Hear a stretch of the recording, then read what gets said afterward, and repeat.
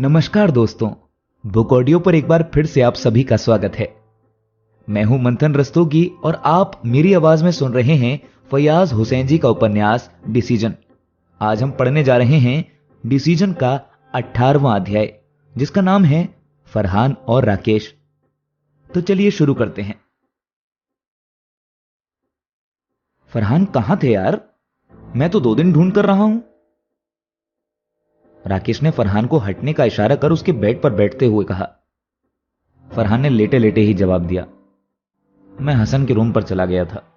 South hall था। मैंने message किया था तुम्हें। हां, मिल गया था मैसेज। और बताओ, उदास लग रहे हो? राकेश ने उसके साथ लेटते हुए कहा। नहीं, ठीक हूं, फरहान ने कहा।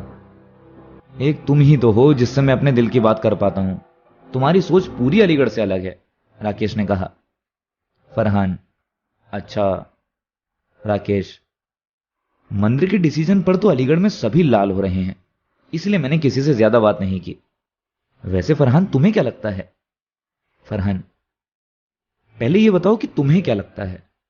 राकेश, सही डिसीजन है, देश हित में, राष्ट्र हित में।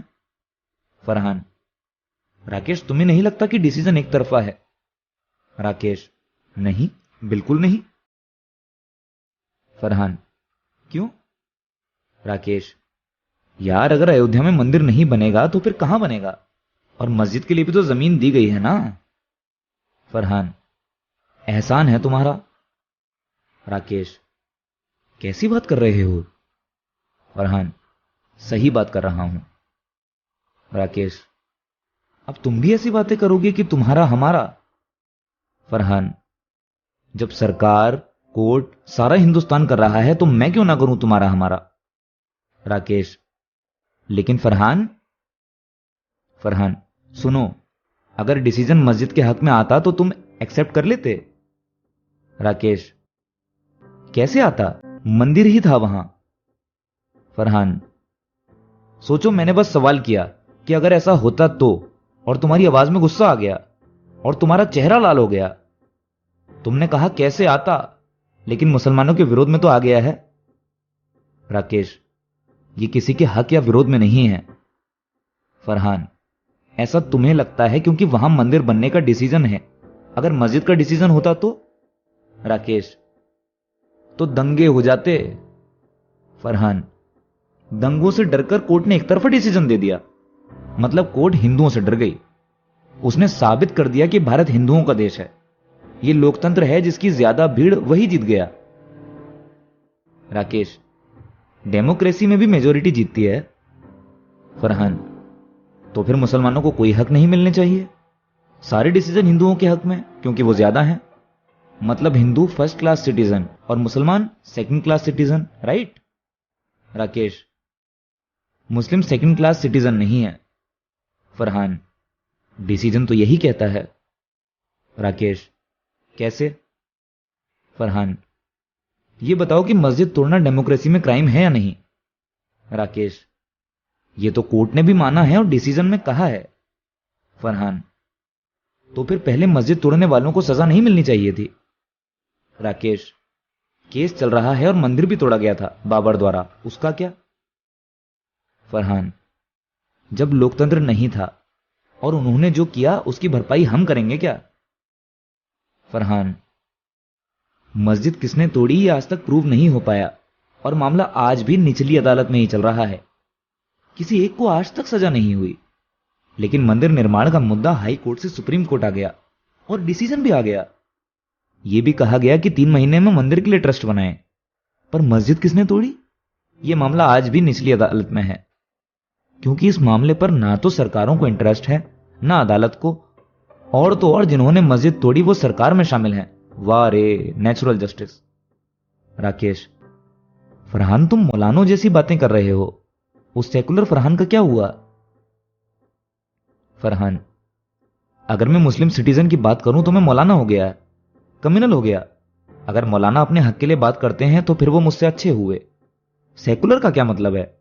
कि चुप रहो, सरकारों की हां में हां मिलाओ, जब तक मुसलमानों की बुराई करो तभी तक सेकुलर, और जैसे ही मुसलमानों की बात की, कम्युनल। क्या मुसलमानों के हक की बात करना कम्युनल है? अपने हक की बात करना कम्युनल है? राकेश, लेकिन फरहान, तुम हमेशा कहते थे कि तुम पहले एक भारतीय हो। फरहान, अगर मैंने ये कहा कि मुसलमानों के खिलाफ ये डिसीजन है तो अब मैं भारतीय भी नहीं रहा। क्या भारतीय होने का मतलब है कि व्यक्ति अपनी पहचान खो दे, अपनी आइडेंटिटी खो दे? और जो मुसलमान अपने हक की बात करता है, क्या वो भारतीय नहीं है? राकेश, ऐसा नहीं कहा मैंने। फरहान, हमेशा मुसलमान को ही देशभक्ति का प्रूफ देना पड़ता है। तुमने आज मुझसे भी मांग लिया, इसका मतलब मैं आज मुसलमान बना हूं। राकेश, फरहान, ये क्या हिंदू मुसलमान कर रहे हो? फरहान, सभी कर रहे हैं, लोग, सरकारें, सभी। पर मुझे इससे फर्क नहीं पड़ता था कि लोग, समाज, सरकार क्या कह रही है। सरकार आती जाती रहती है, लेकिन कोर्ट का निर्णय एक तरफा होगा, हिंदूवादी होगा, तथ्यों के बिना होगा, जजों की सोच पर आधारित होगा। इस बात से फर्क पड़ता है। कोर्ट क्या कह रहा है, क्या सोच रहा है, क्या कर रहा है, इस बात से मुझे फर्क पड़ता है। सुप्रीम कोर्ट का काम संविधान की रक्षा करना है। वह कॉन्स्टिट्यूशन का गार्जियन है। कोर्ट की कोई आइडियोलॉजी नहीं होती है। उसका काम सभी आइडियोलॉजी को प्रोटेक्शन देना है। लोग, समाज, सरकारों की सोच होती है, विचारधारा होती है, आइडियोलॉजी होती है। लेकिन जब कोर्ट विचारधारा और आइडियोलॉजी से काम करने लगे तो समझ लो कि कॉन्स्टिट्यूशन, आइडिया ऑफ इंडिया सब खतरे में है। किसी ने सही कहा है कि मेरा मुंसिफ ही मेरा कातिल है, अपने हक में किससे दुआ मांगो। राकेश, ये गलत है। फरहान, ये हकीकत है। राकेश, फरहान, तुम भी उसी भीड़ में शामिल हो गए जो हर बात को हिंदू मुस्लिम के चश्मे से देखती है। फरहान, इसके लिए जिम्मेदार कौन है? राकेश, तुम्हारी सोच। फरहान, उसके लिए जिम्मेदार कौन है? राकेश, खुद तुम। राकेश, मेरी सेकुलर फरहान से दोस्ती थी, ना कि कम्युनल फरहान से। फरहान, फरहान को कम्युनल बनाने के लिए जिम्मेदार कौन है? राकेश, तुमसे बात करना ही बेवकूफी है। और राकेश उठकर चला जाता है। फरहान के कान में राकेश के शब्द गूंजने लगते हैं। मेरी सेकुलर फरहान से दोस्ती थी, ना कि कम्युनल फरहान से। फरहान बुदबुदाता है, दोस्ती थी, और गहरी सांस लेकर बेड पर लेट गया। आप अभी तक सुन रहे थे फैयाज हुसैन जी के उपन्यास डिसीजन का 18वां अध्याय, मेरी यानी मंथन रस्तोगी की आवाज में। आगे की कहानी सुनने के लिए बुक ऑडियो के साथ बने रहिए।